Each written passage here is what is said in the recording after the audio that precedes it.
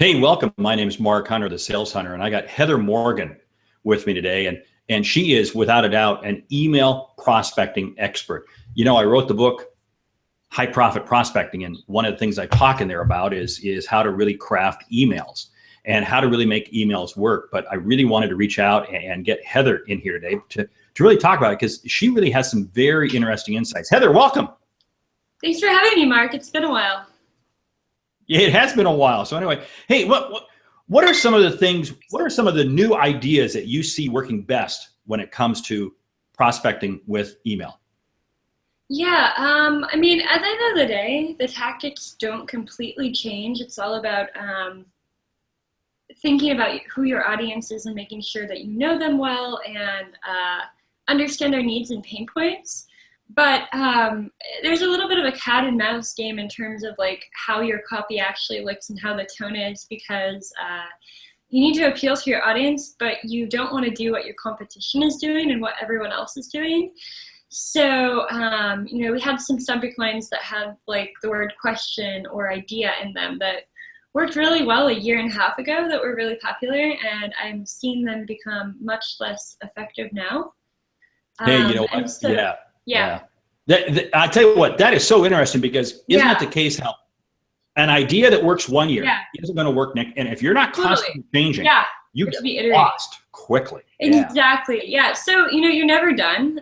You have to keep testing and trying new things, and it really differs from industry to industry and market to market. It's really interesting.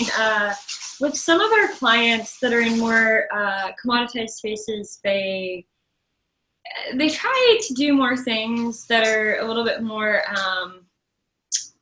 basically I don't want to say misleading, but basically misleading, more vague, just to get them on the phone or on the email to respond.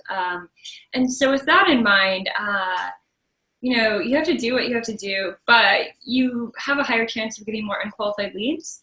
Whereas with some of our other clients that are more established, they're like the leaders in the space, they've been around for decades, we're seeing that not only does that not work, but they don't need to do that and they shouldn't do that, because it doesn't really lead to a productive sales conversation. And in fact, with them, they should be much more direct and not waste everyone's time. But I don't know if I would say that's necessarily like a market trend. I think it really depends on where you're at. New company, commoditized space versus established company, market leader is a very, very different situation to be in, and you would have very different social proof. But I think just, there's a lot more outbound email out there than there used to be, so the competition's a lot higher. Yeah, that is an understatement. The competition is a lot higher. But you hit on two things that I found rather interesting, and I totally agree with you.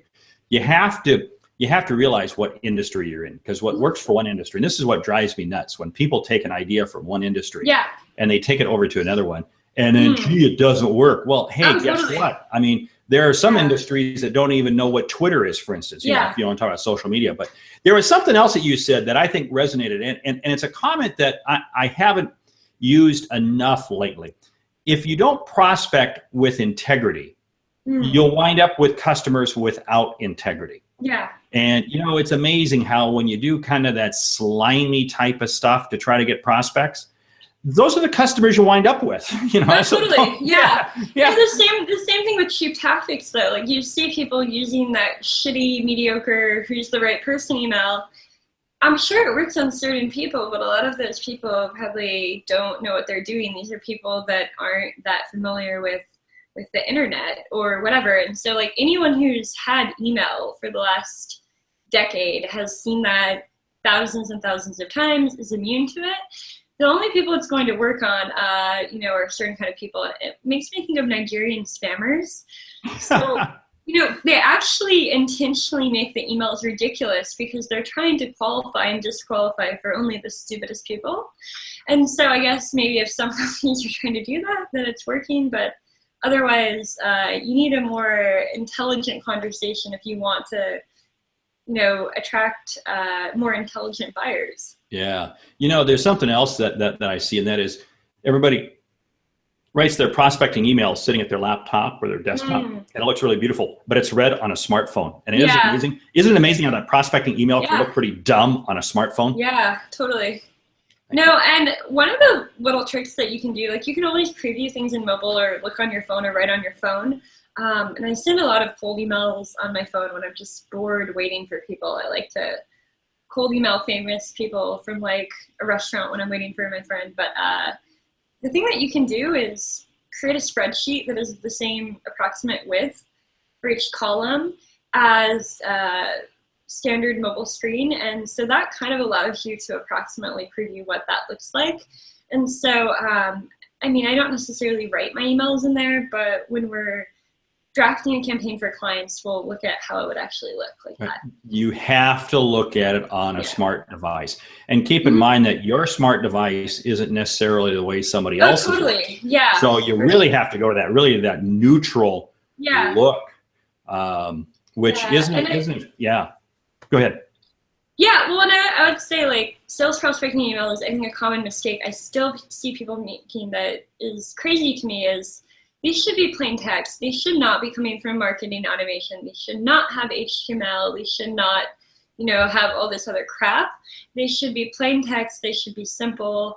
I probably wouldn't even put in an image because it can trip up spam filters, and especially if like the image to text ratio is too high and it won't render and all kinds of things. So, just plain text. I think the Marketo and HubSpots of the world led sort of a revolution with a lot of propaganda for marketing automation, and it has value, but it's not for sales, it's for marketing. Oh, that is so true, because you really have to ask yourself, what are you attempting to do? But, come back to a comment you made at the beginning in terms of knowing your audience. And it is the case that, you can craft that well-written prospecting email and send it out to 10 people and have a much better response than that you send out to 1,000. I mean, you and I both receive, we all receive those trashy emails by the tons every day.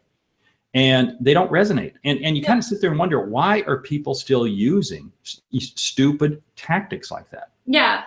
Well, and I think there's a really common mistake that if it's converting at all, it's working. And so people just have really low expectations. Like we've had clients that are like, yeah, we have like a okay response rate, and I ask them what it is, and they tell me it's less than 1%, and they think it's okay. It's not okay. Should be getting at least 10%, not less than 1%. And so they think, oh yeah, we're just gonna like 10x our volume or 100x it. That doesn't work. Email doesn't scale linearly. If you're having deliverability problems, just 10xing your volume, it's not going to have the same results. You're going to just get blacklisted. Yeah. Quantity does not equal quality. And one of the things I talk about in the book is your whole objective is to spend more time with fewer prospects. What you want to do is you want to have an ability to really qualify and validate that prospect early, so that that's the one you spend time with. Heather, we're about out of time here, but hey, how do people get in touch with you? Yeah, so there's 3 ways. They can email me at heather@salesfolk.com. That's salesfolk.com.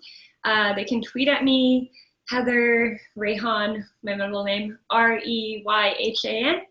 And they can also check out our cold email mastery course and see a lot of these other tips there. And your email mastery course is available where? Yeah. Salesfolk.com/email mastery, I believe. And I'll send you the link in case you want to include it. Hey, terrific. That'd be good. Hey, Mark Hunter, the Sales Hunter, been talking with Heather Morgan about email prospecting. And of course, hey, some of those ideas are all talked about right here in the book, High Profit Prospecting. Great selling. Thanks for having me, Mark.